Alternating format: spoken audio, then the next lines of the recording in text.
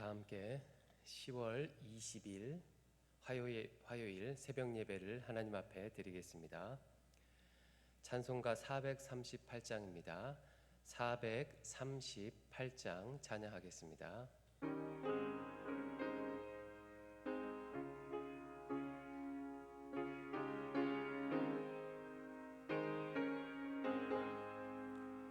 내 영혼이 은총 입어 중한 죄짐 벗고 보니 슬픈 많은 이 세상도 천국으로 화하도다. 할렐루야 찬양하세. 내 모든 죄 사함받고 주 예수와 동행하니 그 어디나 하늘나라. 주의 얼굴 뵙기 전에 멀리 뵈던 하늘나라. 내 맘속에 이루어지니 날로 날로 가깝도다. 할렐루야 찬양하세. 내 모든 죄 사함받고 주 예수와 동행하니 그 어디나 하늘나라. 높은 산이 거친 들이 조막이나 궁궐이나 내 주 예수 모신 곳이 그 어디나 하늘나라. 할렐루야 찬양하세. 내 모든 죄 사함받고 주 예수와 동행하니 그 어디나 하늘나라. 아멘. 옆에 있는 439장 한 장 더 찬양하겠습니다. 439장입니다.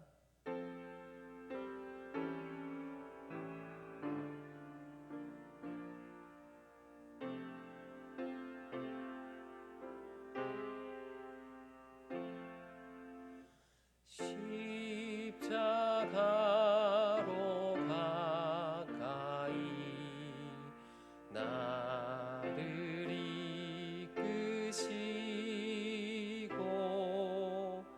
거기 흘린 보혈로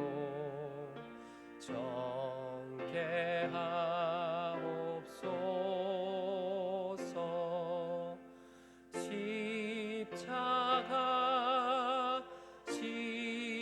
십자가 무한 영광일세. 요단강을 건넌 후 영원한 시건네. 십자가에 가까이 내가 떨고 섰네. 거기 있는 새벽별 내게 비추시네. 십자가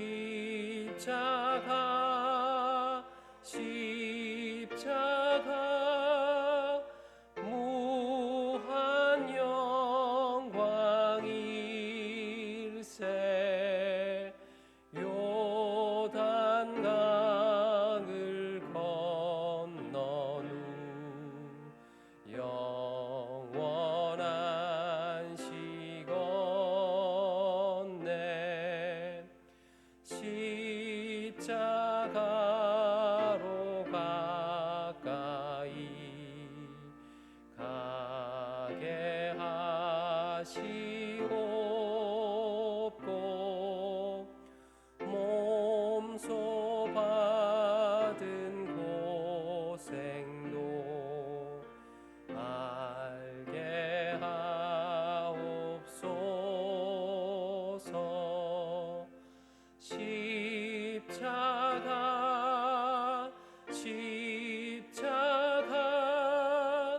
무한 영광일세. 요단강을 건넌 후 영원한 시건네. 십자가에 가까이 의지하고 서서 천국 이를 때까지 항상 머물겠네.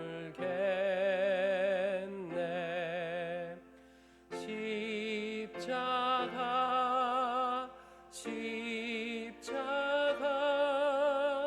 무한 영광일세.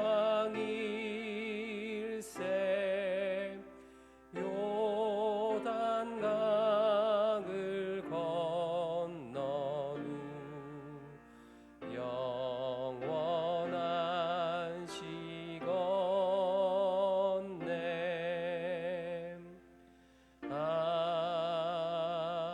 아멘.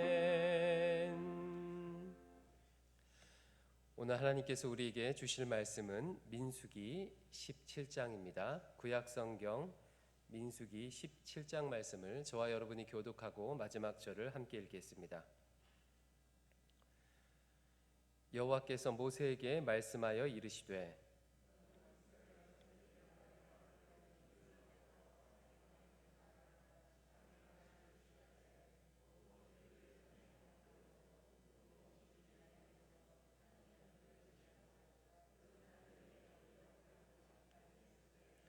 레위의 지팡이에는 아론의 이름을 쓰라. 이는 그들의 조상의 가문의 각 수령이 지팡이 하나씩 있어야 할 것임이니라.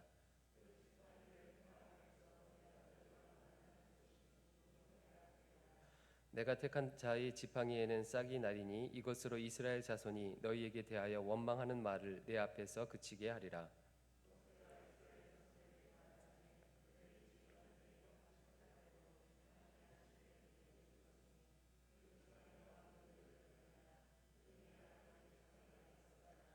모세가 그 지팡이들을 증거의 장막 안 여호와 앞에 두었더라.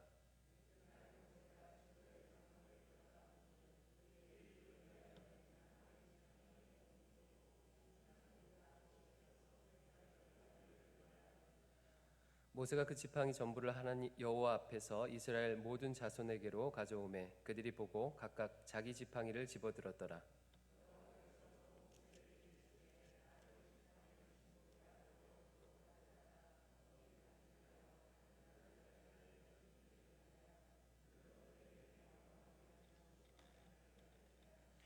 모세가 곧 그같이 하되 여호와께서 자기에게 명령하신 대로 하였더라.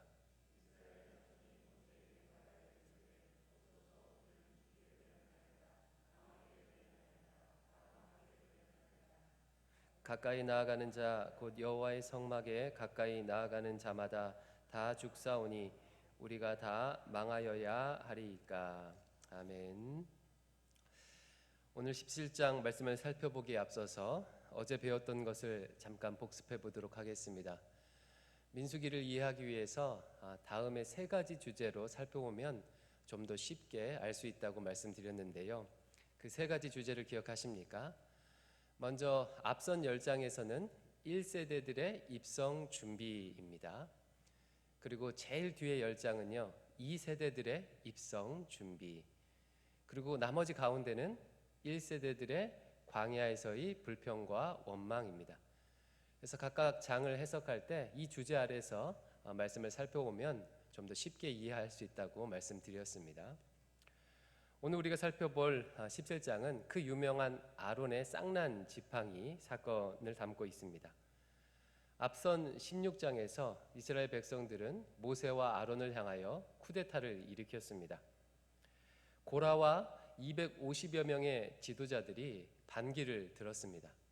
결과는 어땠습니까? 아주 끔찍한 일이 일어났지요. 고라, 다단, 아비람은 지진이 나서 그들과 그들의 자손들을 다 삼켜버렸습니다. 그리고 나머지 250여 명의 지도자들은요, 향로에서 불이 나와서 다 불에 타 죽었습니다.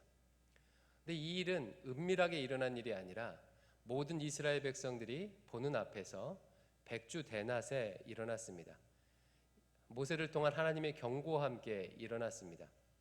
그러면 마땅히 이 일을 본 이스라엘 백성들은 어떤 반응을 보여야 하겠습니까? 우리 같으면 이런 끔찍한 일을 눈앞에서 보면 두렵고 떨림으로 하나님 앞에서 무릎 꿇고 회개하지 않을까 싶습니다. 그런데 놀라운 것은요, 이스라엘 백성들은 이런 끔찍한 일을 보았음에도 불구하고 회개하지 않습니다. 오히려 적반하장의 모습으로 나오는데요, 그 말씀을 한번 읽어보겠습니다. 16장 41절 말씀을 한번 찾아보십시오. 16장 41절, 이 일을 본 이스라엘 백성들의 반응입니다. 같이 읽겠습니다. 시작. 이튿날 이스라엘 자손의 온 회중이 모세와 아론을 원망하여 이르되 너희가 여호와의 백성을 죽였도다 하고 회중이 모여 모세와 아론을 칠 때에, 바로 지금 이것이 이스라엘 백성들의 반응입니다. 그 사건이 일어난 다음 날 이스라엘 백성들이 다시 한번 모세와 아론 앞에 모여서 뭐라고 얘기합니까? 너희가 여호와의 백성을 죽였도다. 그리고 회중이 모여서 모세와 아론을 쳤다고, 공격했다고 그렇게 말하고 있습니다. 하나님께서 쿠데타 세력을 멸하신 것을 보고도 정신을 차리지 못하고 여전히 하나님을 대적하며 모세와 아론을 대적했습니다. 이것이 오늘 살펴보고 싶은 불평과 원망의 또 다른 무서운 점입니다. 이스라엘 백성의 지금 마음의 상태는 어떻습니까? 인간은 누구나 다 살다 보면 불평할 일, 원망할 일들이 있고 불평하며 원망할 수가 있습니다. 우리들도 마찬가지죠. 우리들도 살다 보면 불평하거나 원망할 때가 있습니다. 근데 지금 이스라엘 백성의 문제는요, 그냥 살다가 불평 한마디 정도 하는 게 아니라 그들의 마음의 상태, 그들의 태도, 그들의 경향성이 불평과 원망으로 사로잡혀 있다는 데 있습니다. 인간은 본성적으로 자기 자신이 듣고 싶은 것만 듣고 자기가 보고 싶은 것만 보려는 그런 경향성이 있다고 합니다. 그래서 심리학적인 용어로는요, 이것을 확증 평향성이라고 얘기하죠. 어떤 일에 대해서 확증하게 되면 다른 일들도 그 확증한 방향으로 평양적으로 이해하려고 하는 경향이라는 그런 뜻입니다. 대표적으로 정치계를 보면 우리가 잘 알지 않습니까? 나와 같은 편에 있는 사람의 이야기는 그 나와 같은 입장에 있는 그런 기사들은 다 맞고 나와 다른 진영, 다른 편에 있는 사람들은 들으려고 하지 않습니다. 보고 싶은 것만 보고 듣고 싶은 것만 들으려는 경향이 인간에게는 있습니다. 이런 인간의 본성에 불평과 원망의 마음이 들어와서 자리 잡게 되고 확증되게 되면 평양성으로 불평과 원망할 수밖에 없다는 것입니다. 그렇게 되면 명백한 하나님의 역사를 보고도 계속해서 그것을 분별하지 못하고 불평하고 원망할 수 있다는 것입니다. 모든 것을 불평과 원망의 시선으로 바라보고 해석하게 된다는 것입니다. 우리나라 말에 뭐 눈에는 뭐만 보인다, 이런 말이 있지 않습니까? 지금 이스라엘 백성들이 그렇다는 거예요. 그래서 하나님께서 그렇게 많이 깨닫게 해주시고 또 징벌하기도 하셨는데도 불구하고 심지어는 어제 눈앞에서 지진이 나고 불이 항로에서 나오는 것을 보았음에도 불구하고 여전히 불평하고 원망하는 것입니다. 결국 이렇게 불평하고 원망하는 이스라엘 백성들을 하나님께서 어떻게 하셨습니까? 16장 보니까요, 연병을 보내셔서 징벌하셨습니다. 무려 1만 4천 700명이나 죽음을 당했다고 기록하고 있습니다. 따라서 이 아침에 우리 마음의 중심을 다시 한번 살펴봐야 할 것입니다. 내 안에 그냥 살아가다가 가끔 불평하고 원망하는 정도가 아니라 혹시 내 안에 불평과 원망의 시선으로 사람들을 바라보고 그리고 하나님의 역사를 바라보는 것은 아닌지 돌아봐야 할 것입니다. 근데 문제는요, 만약 내가 이런 불평의 시선, 불평의 경향성을 가지고 있다면 이것이 내 스스로는 잘 보이지 않는다는 점입니다. 내가 그것을 불평할 때마다 인식한다면 쉽게 불평하지 않겠죠. 그냥 자연스럽게 그렇게 나오게 됩니다. 따라서 깊이 자신을 돌아보고 할 수만 있다면 주변에 물어보면 좋겠습니다. 혹시 자녀들이 있다면 자녀들에게 엄마가, 아빠가 네가 보기에는 감사를 많이 하는 사람 같으니 불평을 많이 하는 사람 같으니, 혹은 남편이나 아내에게 물어보셔도 좋습니다. 여보, 당신이 나를 볼 때는 감사를 많이 하는 사람 같아? 아니면 불평과 원망을 많이 하는 사람 같아? 라고 물어보십시오. 그리고 대답을 주저하거나 불평과 원망을 많이 한다고 얘기한다면요, 그러면 경각심을 가져야 합니다. 이것은 작은 일, 사소한 일이 아닙니다. 이 민수기를 살펴보면 불평과 원망만 했던 이스라엘 백성들은 가나안 땅에 아예 들어가지를 못했습니다. 하나님이 그것을 얼마나 싫어하시는지를 분명하게 지금 보여주고 있습니다.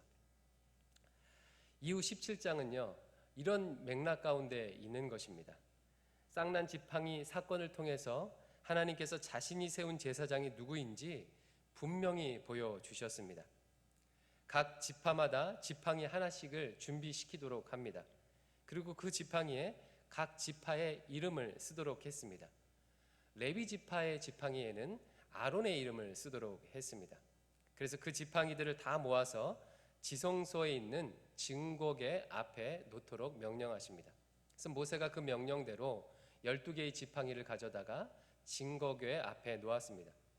그리고 하나님께서 그 지팡이 가운데 싹이 나게 되면, 그 지팡이는 지금 다 죽어있는 지팡이죠. 살아있는 나무가 아니지 않습니까? 싹이 나는 지팡이가 있으면 그 지파가 하나님이 세운 사람이다, 이것을 보여주겠다는 것입니다. 다음 날이 되었습니다. 모세가 증거궤 앞에 가서 보니 놀라운 일이 일어났습니다. 다른 지팡이에는 그대로 있는데 아론의 지팡이에는 싹이 나는 정도가 아니라 순이 돋고 꽃이 피고 열매가 맺혔습니다. 우리나라 말 성경에서는 살구 열매가 맺혔다고 하는데 원어적 의미로는 아몬드 열매 같은 것이라고 합니다. 이것으로 누가 하나님께서 선택하신 제사장인지를 분명하고 다시 한번 명확하게 알려주신 것이죠. 그리고 하나님께서는요, 그 지팡이를 증거궤 안에 보관하도록 그렇게 하셨습니다.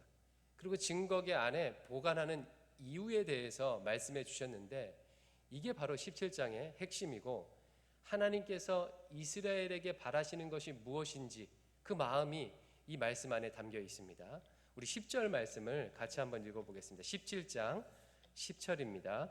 시작.